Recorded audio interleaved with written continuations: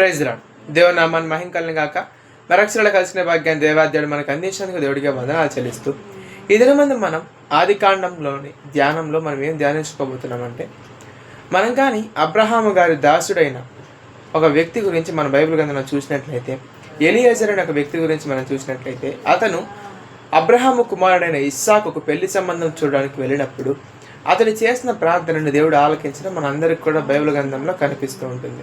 అతను ఏమని ప్రార్థిస్తాడు అంటే, నేను నీళ్ళు అడిగినప్పుడు ఏ ఒక్క స్త్రీ అయితే నా ఒంటెలకు కూడా నీళ్ళు పోస్తుందని చెప్తుందో అతనికి ఆమెకు నా దాసుని కుమారుడిని నేను ఇస్తాను అని ఎప్పుడైతే అనుకుంటాడో, అలా అనుకున్నప్పుడు వెంటనే రిబ్కా అనే ఒక స్త్రీ రావడం, అతనికి ప్రదానం జరిగించడం, అతను వెళ్ళి అతని ఇంటిలో మాట్లాడడం, ఇవన్నీ కూడా జరుగుతాయి.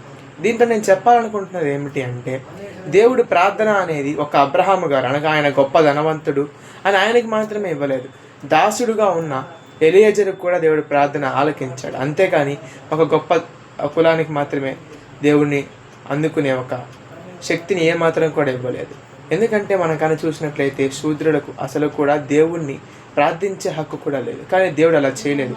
దాసుడైనా యజమానుడైనా ఎవరు ప్రార్థన చేసినా వినే దేవుడు మన దేవుడు మాత్రమే. కాబట్టి ఆయనకు ప్రార్థిద్దాం, నిజమైన దేవుని తెలుసుకుందాం. ఈ వాక్యం దేవుడు దీవించి ఆశీర్వదించును గాక. ఆమేన్.